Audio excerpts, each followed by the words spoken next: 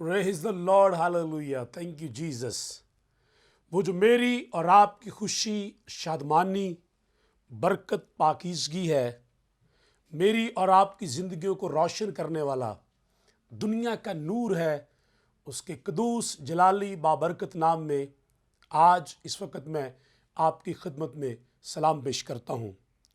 और मैं शुक्रगुजार हूँ खुदा के खादम पास्टर इमरान फजल साहब का और सिस्टर मैवश इमरान का और फजल टीवी की सारी टीम का। और मेरी दुआ है कि खुदावंद अपने खादम को, अपनी खादमा को और फजल टेलीविज़न की सारी टीम को बरकत दे और अपने जलाल के लिए इस्तेमाल करे, जो अक्सर व पेशतर कलाम की मुनादी के लिए मुझे मौका फराहम करते हैं ताकि मैं टेलीविज़न पर आकर खुदाए जलाल की शुक्रगुजारी कर सकूं और अंजील की सच्चाइयों को बयान कर सकूं। मेरे अजीज़ भाई और बहनों, जब हम इस दुनिया के अंदर ज़िंदगी गुजार रहे हैं तो हर एक शख्स साफ़ कपड़े पहनना, साफ़ सुथरे माहौल के अंदर रहना और अच्छा खाना खाना, दूसरों को खूबसूरत नज़र आना, हर एक शख्स ये समझता है कि मुझे इस तरह से ज़िंदगी गुजारनी चाहिए। और मैं इनमें से किसी चीज़ के ख़िलाफ़ या किसी के ऊपर तनकीद नहीं कर रहा। खुदावंद आपको बरकत दे कि आप अच्छे कपड़े पहने, साफ़ सुथरे माहौल के अंदर रहें और अच्छी खुराक लें। सारी चीज़ें बहुत अच्छी हैं और हमें करनी चाहिए। और ये ज़ाहिरी पाकीज़गी या हमारी बदनी सफाई की और ख़ूबसूरती की बात है, लेकिन आज मैं बातनी पाकीज़गी के ऊपर बात करना चाहूँगा कि हमारी ज़िंदगी के अंदर जब हम ज़िंदगी गुजार रहे हैं तो बहुत मर्तबा हम ज़ाहिरी तौर पर तो हम पाकीज़गी के अंदर नज़र आते हैं, हमारे कपड़े साफ़ सुथरे होते हैं, हम बहुत अच्छा परफ्यूम इस्तेमाल कर सकते हैं, लेकिन हमारी ज़िंदगी के अंदर गुनाह और गुनाह की तासीरें मौजूद होती हैं जो इंसान को नापाकी की तरफ लेकर जाती हैं। यीशु मसीह ने तालीम दी फ़की फरीसियों को मत्ती की इंजील में कि तुम पर अफसोस कि तुम सफ़ेदी की हुई कब्रों की मानिंद हो, जो ऊपर से तो साफ नजर आती हैं लेकिन उसके अंदर हड्डियां मौजूद हैं। और मुझे और आपको अपनी जिंदगी पर निगाह करनी है। मैं फिर कहूंगा कि आप अच्छे कपड़े पहने, साफ सुथरे रहें, लेकिन प्लीज बातनी तौर पर भी पाकीज़गी पर ध्यान दीजिए। जब मैं पाकीज़गी की बात करता हूं तो आप जितने खुदा के खुदाम फजल टेलीविज़न को देख रहे हैं, मेरे भाई, मेरी बहनें, नौजवान बेटे और बेटियां खुदा के कलाम को सुन रहे हैं, मैं आपको ये बताना चाहूँगा कि मैं या आप किसी दूसरे के लिए पाकीज़गी का म्यार और उसको ऊपर नीचे नहीं कर सकते। हम किसी को गुनहगार नहीं ठहरा सकते, लेकिन याद रखिए खुदा का कलाम हमें पाकीज़गी का म्यार बताता है। खुदा का कलाम और कलाम की सच्चाइयाँ हमें गुनहगार ठहराती हैं। इस बात को भी याद रखिए, रोमियो के खात के अंदर पालूस रसूल ने यह कहा कि सब के सब गुनहगार हैं।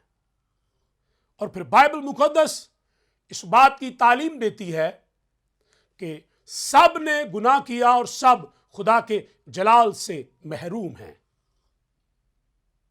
मैं और आप किसी की जिंदगी की पाकीज़गी का म्यार नहीं बना सकते, लेकिन याद रखिए खुदा का कलाम हमें इस बात की तालीम देता है कि हम इस बात में कोशा रहें, कलाम और रूह कुद्दस की रहनुमाई में जिंदगी गुजारें, ताकि हम पाकीज़गी के अंदर जाएं और खुदा का जलाल हमारी जिंदगियों पर ठहरे।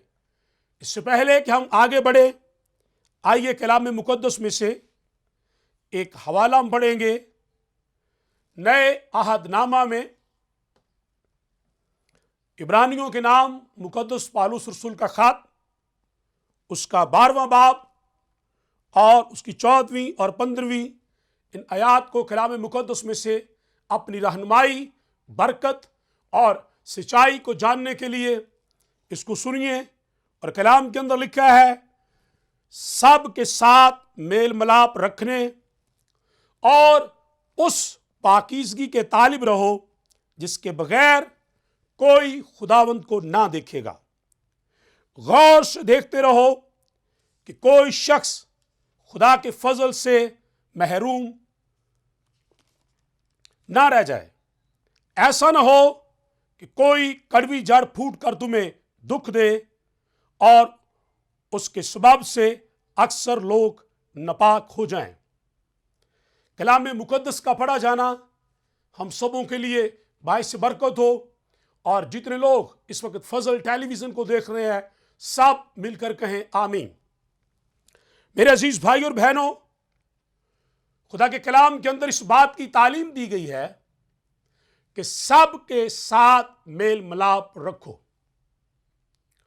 और उस पाकीज़गी के तालिब रहो जिसके बगैर कोई खुदा को ना देखेगा।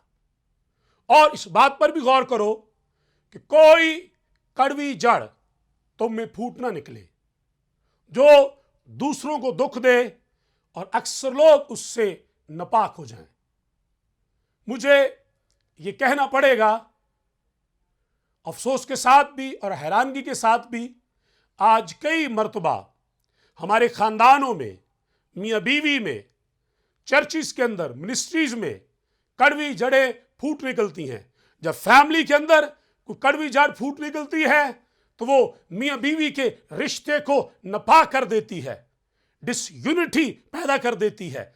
चर्चिस के अंदर, मिनिस्ट्रीज के अंदर जब कड़वी जड़ें फूट निकलती हैं तो खानदान, मिनिस्ट्रीज, चर्च तबाह हो जाते हैं और लोग नापाकी की हालत में चले जाते हैं, ठोकर खाते हैं, मुश्किलात और मुसीबतों का शिकार होते हैं।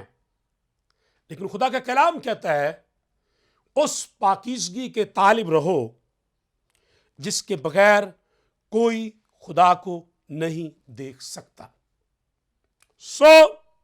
मुझे और आपको बाइबल मुकद्दस ये सिखाती है कि हम पाकीज़गी के तालिब रहे, हमारी जिंदगी के अंदर सिंचाई हो, हम कभी पाकीज़गी का दामन ना छोड़े, अपने आप को महफूज रखें, अपने आप को गुनाह से दूर रखें, अपने आप को शैतान और उसकी तासीरों से दूर रखें और खुदा और उसके कलाम के साथ लिपटे रहें।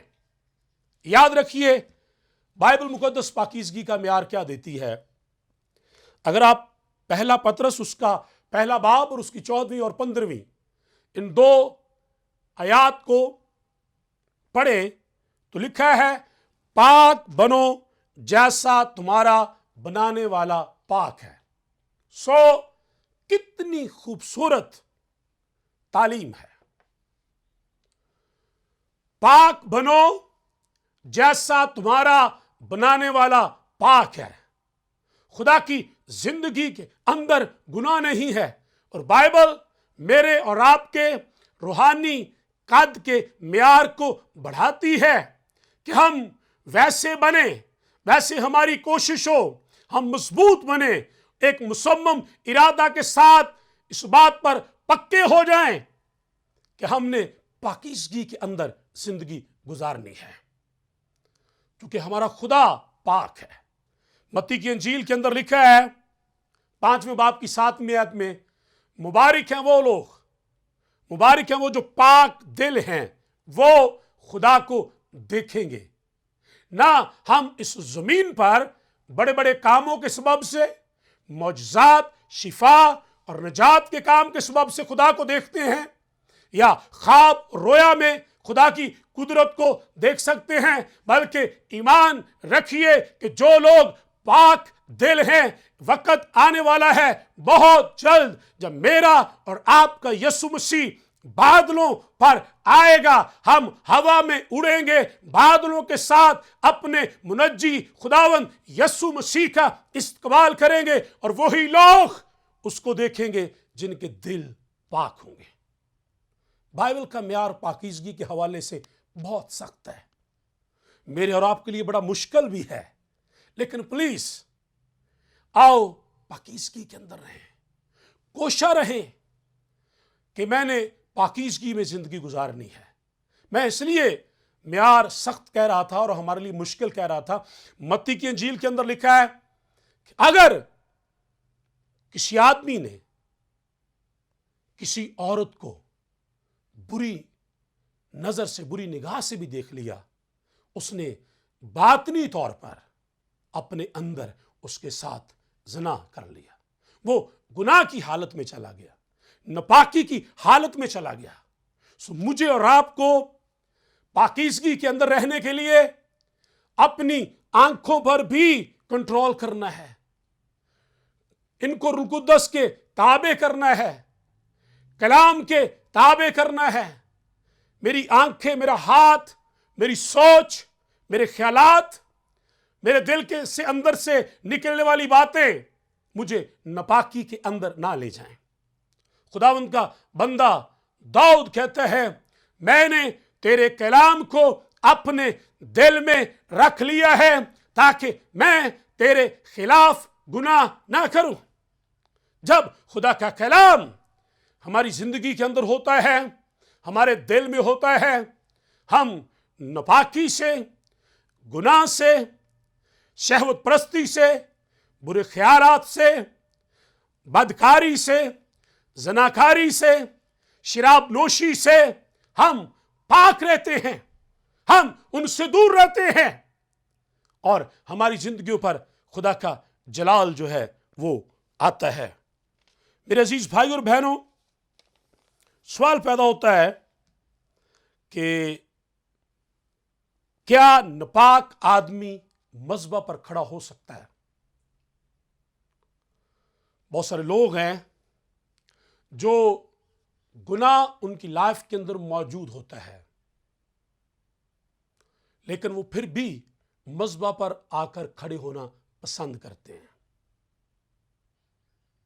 लेकिन बाइबल मुकद्दस ज़बूर 24 के अंदर दाऊद ने तालीम दी इस बात की, उसकी तीसरी और चौथी दो आयात को अगर हम पढ़े तो लिखा है, खुदा के पहाड़ पर कौन खड़ा होगा, खुदा के मुकद्दस पहाड़ पर कौन चढ़ेगा?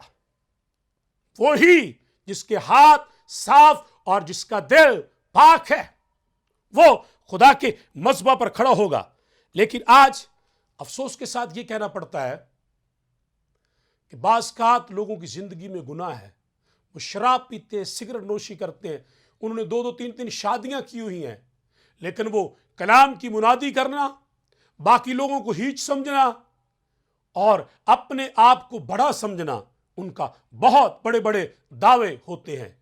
लेकिन प्लीज मैं खुदा का खादिम होते हुए ये कहूंगा, बड़ी आजिज़ी और इंकिसारी के साथ, बल्कि अगर कहें तो मैं खुदा के कलाम की सच्चाइयों को बयान करने के लिए ऐसे लोगों के लिए, ऐसे लोग जो अंजील की मुनादी करना पसंद करते हैं, मैं हाथ जोड़कर कहूँगा, क्या मुनादी करें लेकिन पाकीज़गी के अंदर रहकर करें। अगर ज़िंदगी में गुनाह है तो प्लीज़ उसको छोड़ दीजिए, ज़िंदगी के अंदर से गुनाह को निकाल दीजिए, ये आपको तबाही के ढाने पर लेकर चला जाएगा। आप मौत और जहन्नम और हलाकत की तरफ जा रहे हैं। आप गुनाह जिंदगी में रखकर अंजील की मुनादी मज़बा पर नहीं कर सकते। और बेशुमार लोग हैं, ऐसे लोग दूसरों के लिए भी ठोकर का बायस होते हैं। वो गैर अक़वाम को बोलने का मौका देते हैं। अपनी जिंदगी के अंदर पाकीज़गी को कायम रखें। एक और सवाल पैदा होता है कि क्या नापाक आदमी खुदा के साथ रह सकता है, उसकी फेलोशिप रह सकती है, वो खुदा के साथ जिंदगी गुजार सकता है गुनाह की हालत में भी रहकर, तो बाइबल इसका जवाब देगी नो। याद रखिए, एक बहुत बड़ी बात कही जाती है और आज भी मौजूद है कि खुदा गुनहगार से मोहब्बत करता है, वो चाहता है कि गुनहगार तौबा करे, लेकिन खुदा को उसके गुनाह से नफरत है। खुदा कभी किसी की हलाकत नहीं चाहता। खुदा ये चाहता है कि हर एक शख्स की तौबा तक नौबत पहुंचे।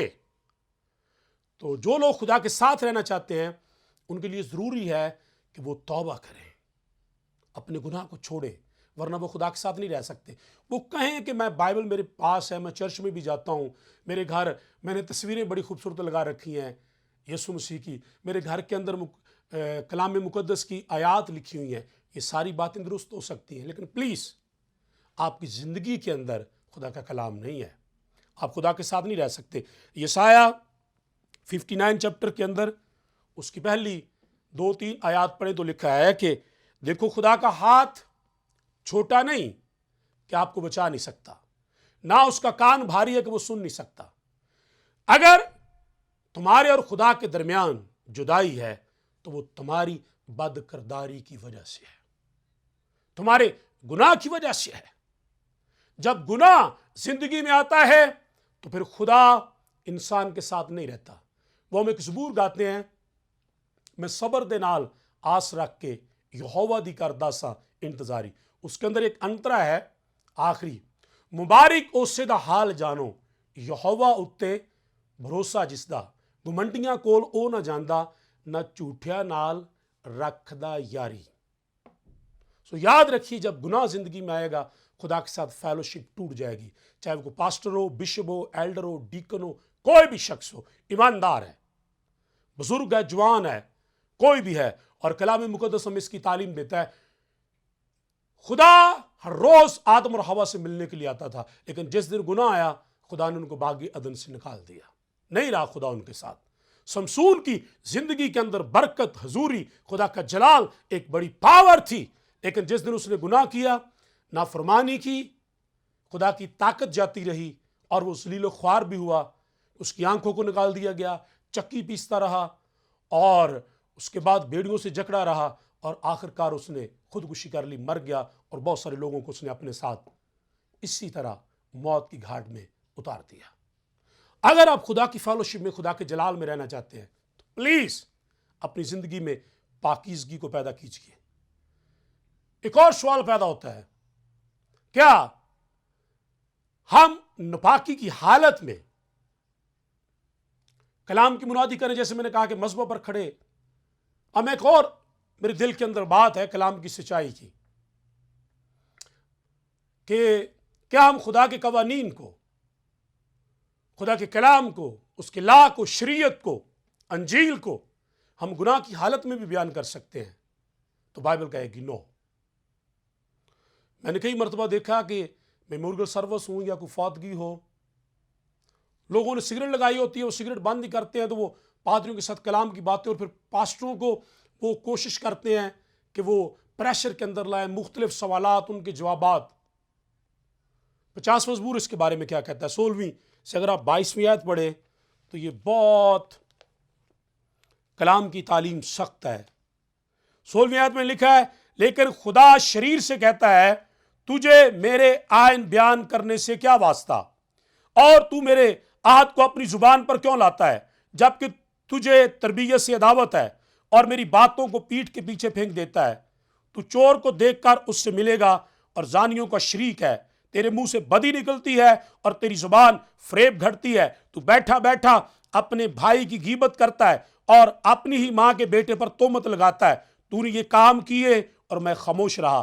तूने गुमान किया कि मैं बिल्कुल तुझ ही सा हूं, लेकिन मैं तुझे मलामत करके इनको तेरी आंखों के सामने तरबियत दूंगा। अब ए खुदा को भूलने वालों, इसे सोच लो, ऐसा ना हो कि मैं तुमको फाड़ डालूं और कोई छुड़ाने वाला ना हो। तू मेरी तरबियत की अदावत करता है, मेरी तरबियत को पीछे फेंक देता है, अपने भाई पर तोहमत लगाता है, ईमानदारों की इंसल्ट करता है, तेरी जिंदगी के अंदर गुनाह है, तू शराब पीता है, बुराई की बातें घड़ता है, तो भी तू मेरे ऐन बयान करने के लिए कोशिश करता है। कलाम कहता है प्लीज मेरे ऐन बयान करने से तुझे क्या वास्ता। निगाह कीजिए अपनी जिंदगी पर। आखिर में मैं कहना चाहूंगा कि वो कौन सी ऐसी बातें हैं, चीजें हैं जो हमें नापाकी की हालत से निकाल सकती हैं। पहली बात, कलाम के मुताबिक तौबा करें।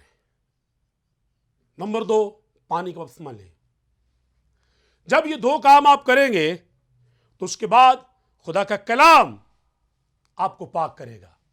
यूहन्ना की इंजील 15वें बाब में जो बड़ा मशहूर हवाला है, यीशु मसीह ने कहा अंगूर का हकीकी दरख्त मैं हूं, उसकी 30वीं आयत में लिखा है, इस कलाम के सबब से जो मैंने तुमसे किया तुम पाक हो। तो खुदा का कलाम आपकी सोचों को, ख्यालात को पाक करता है।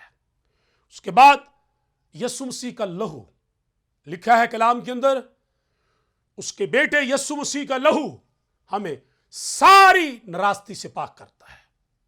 फिर पाक रूह की रहनुमाई में जब हम जिंदगी गुजारते हैं तो हमारी सोचों को, ख्यालों को पाक करता है। आखिरी बात यह कह रहा हूं कि जब हम में से कोई भी गुनाह की हालत में है, तो मैंने पहले कहा कि हमारे कपड़े, हमारी माहौल, हमारा परफ्यूम, कॉस्मेटिक की चीजें, आपको कोई केमिकल या लिक्विड आपके गुनाह के धब्बों को जो दिल में है, कोई केमिकल या लिक्विड या कॉस्मेटिक की चीज आपको पाकीज़गी के अंदर नहीं लेकर जा सकती। अगर कोई आपको पाकीज़गी में लेकर जा सकता है तो वो यीशु मसीह का पाक लहू है, बर्रे का लहू है जो हमारी जिंदगियों को पाक करता है। आओ अपने आप को कलाम के ताबे करो, यीशु मसीह के लहू को अपने ऊपर लो जो जिंदा और पाक है, और रूह कुद्दस की रहनुमाई में चलो ताकि हम पाकीज़गी में जिंदगी गुजारें और हमारी जिंदगी से हमारे मुनज्जी खुदावंद यीशु मसीह के नाम को इज्जत और जलाल मिले। अपनी आंखों को बंद करेंगे और हम दुआ करेंगे। Praise the Lord, hallelujah. जितने लोग फजल टेलीविजन को देख रहे हैं, अपनी जिंदगी पर निगाह कीजिए। क्या मेरी बातें तो मुझे नापाक नहीं करती? क्या मेरे ख्यालात मुझे नापाक तो नहीं करते? क्या मैं नशे की हालत में जिंदगी तो नहीं गुजार रहा? क्या मैं अपने मां बाप के साथ बुरा पेश आता हूं? क्या मैं अपने भाई पर तोहमत लगाता हूं? क्या मेरी जिंदगी के अंदर सच्चाई है? क्या मैंने खुदा के कलाम को अपने दिल में रखा हुआ है? क्या मैं रूह कुद्दस की रहनुमाई में जिंदगी गुजार रहा हूं या गुजार रही हूं? क्या मैं जब मज़बा पर खड़ा होता हूं तो मैं इस बात को उससे पहले जानता हूं कि क्या मेरी जिंदगी के अंदर गुनाह तो नहीं है, और मैं क्या गुनाह अपनी जिंदगी में रखकर दूसरों को हिदायत करता हूं कि वो गुनाह को छोड़े?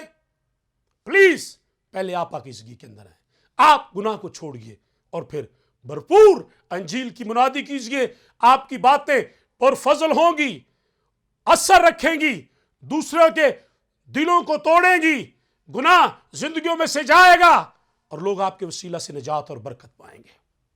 जितने लोग चाहते हैं कि मेरे लिए दुआ करें, प्लीज वो अपना हाथ दिखाइए। और जिन लोगों ने अभी तक तौबा नहीं की, यीशु मसीह को अपना शख्सी निजात दहिंदा कबूल नहीं किया, वो भी अपना हाथ खड़ा करें। मैं आपके लिए दुआ करना चाहता हूँ और आप मेरे साथ मिलकर दुआ करें। आए खुदावंद यीशु, हमने तेरे कलाम को सुना है, तेरा कलाम सच्चाई है। जब हम सच्चाई से वाकिफ होते हैं तो तेरी सच्चाई हमें आज़ाद करती है। खुदा जुल जलाल, मेरी गलतियों, गुनाहों, खताओं को मुआफ़ फरमा, मुझे अपने खून से धो। मैं आज तेरे कलाम को अपनी ज़िंदगी में लेता और लेती हूँ। रूह कुद्दस की रहनुमाई में मैं ज़िंदगी गुजारना चाहती हूँ। मेरी मदद कर ताकि तेरा आसमान मेरी ज़िंदगी पर खुला रहे और मैं पाकीज़गी में ज़िंदगी गुजारूँ और तेरे कलाम की मुनादी करूँ, तेरी हजूरी में दुआ करूँ, प्रस्तश करूँ ताकि दूसरों को बरकत मिले। मेरी मदद फरमा और अपने खून से धो, यीशु मसीह नासरी के नाम में, आमीन। Praise the Lord. खुदावंद आपको बहुत सारी बरकत दे। अपना ख्याल रखिएगा। फिर मिलेंगे। आमीन।